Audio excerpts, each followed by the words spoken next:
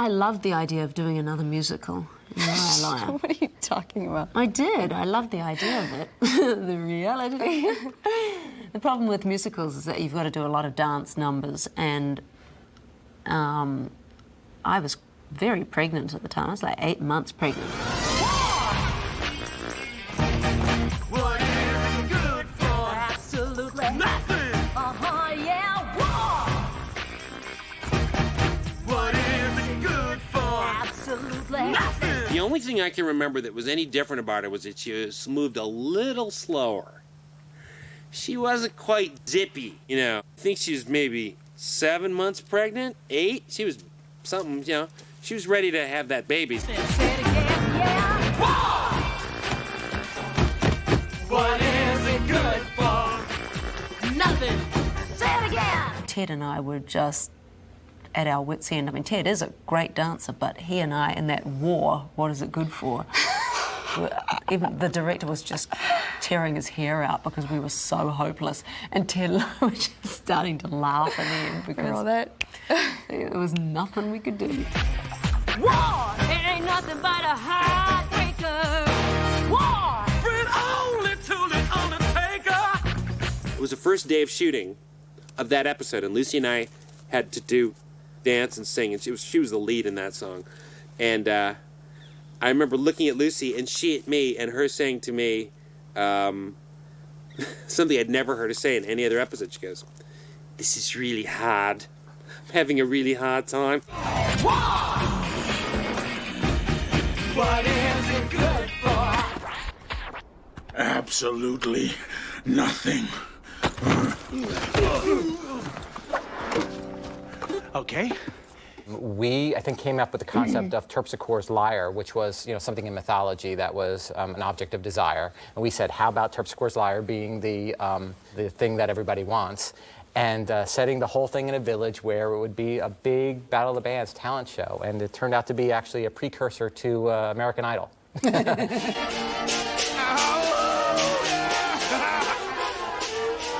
Oh, Gabrielle, sign them up. Kill me, please. Oh, come on, they can't all be mediocre. No, they all suck. I think I've said this before, that I auditioned for the singing for Gabrielle. I asked if I could just try, and it was horribly done, and they used nothing at all for the show. But you've got it all wrong. There's no talent to find. If this concert's too big, I'll go out of my mind. Gotta sing, really gotta sing. I remember going to rehearsals thinking when it started, oh, a musical, I can sing. You know, dance, I can do a couple steps, big deal. Well, I'll tell you, it was really hard. And every day after you get done on the set, I would dance with the Auckland Dance Company, who would teach me, who was also, at that time, the background extras for all of Jace's stuff. And Jace was Joxer's brother. Everybody was dancing in the moonlight. Well, Joxer, in almost every episode we write, is the big comic foil. So, So a comedy and a musical. What are you going to do he was a without natural. Joxer? He was a natural fit. And I think we'd already written the Jet character in another episode in King of Assassins, so we wanted to bring it back and do Jace. Another we one of actually, if we'd Joxer's gone for a brothers. few more seasons, who knows how many other Jays there would have been in the family. Uninhibitedness runs in my family. Joxer, Yeah? you're trying too hard again. Right. I'll go get Jace. Come on, girls. Gabrielle seemed annoyed that Jox was hot for that Amazon chick. You didn't want him for yourself. What's up with that, hummingbird? See, I think that Gabrielle loved Joxer, you know, but Xena was her soulmate. But you know, it's that whole thing of, they had this kind of love-hate relation, not hate, it's a bit strong, but there's definitely a love between Gabrielle and Joxer, and just seeing him move on, you know. I have to admit, I thought it was kind of strange seeing you with her. It's only because I'm so used to your, you know, being around me and that kind of thing. Mm-hmm. Like a puppy dog. So that is the unrequited love, and I think Gabrielle was used to being adored by Joxer, and it was quite interesting for that adoration to go elsewhere, and for her to realize that Joxer was important to her in his own way. You mean a lot to me. Okay. So what are you doing tonight? Not a chance in Tartarus. Right, because I have lots to do as it gets later. I thought it was sweet, actually. I like to see Gabrielle kind of suffer a bit, you know, to see if he was moving on. It was fun to play.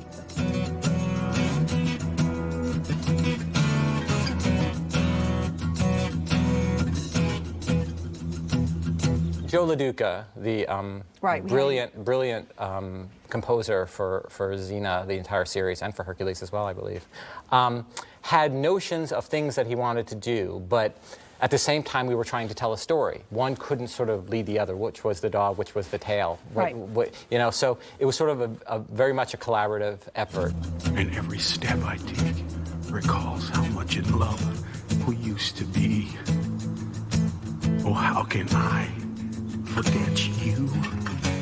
Oh, and that was such a cool rendition of that song. Oh, yeah, he was great. I thought that was a real, that's a real Rob signature, where he'll take something's beautiful as that song, and always something there to remind me, and make it just this real ugly thrash rock, you know. Always something there to remind me. Always something there to remind me. I think Jay hated doing it because he wanted something that was a little more artistic. Oh, how can I forget you?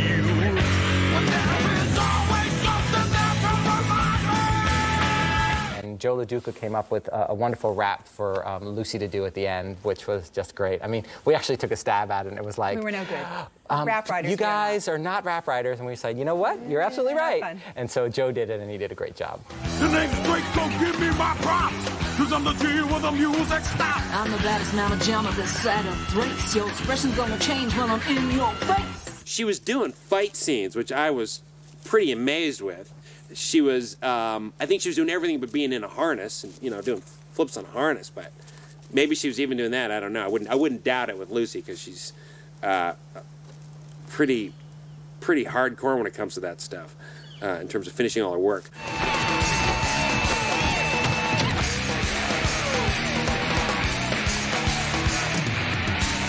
This was a show about tolerance for all kinds of different things, tolerance of different kinds of people, tolerance for different kinds of situations, and one of them is a family, tolerance of different kinds of families. And so Cyrene came in with the attitude of, no, a baby has to have a father. That's just the way it's got to be. You raised me on your own. A test that would have been much easier with help. I have help, Mom. You have now. We had a story for Gabrielle with Draco. We had a story with Joxer and the Amazon. And Joxer and Jace, and that's how. And Joxer and Jace. Yeah.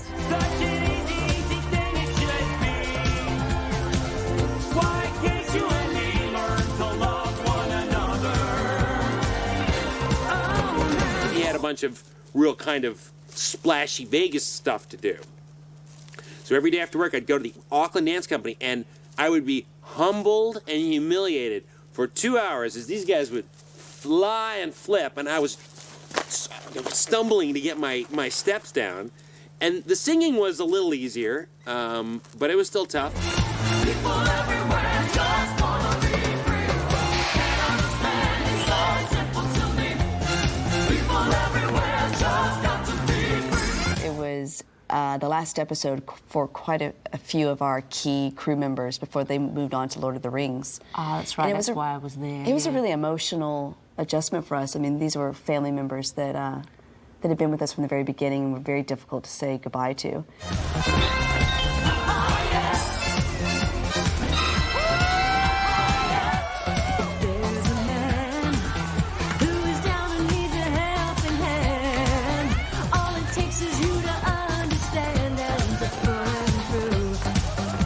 I like to make little surprise entrances from time to time, and I guess I found myself a bit at a loose end. A loose end? Yeah.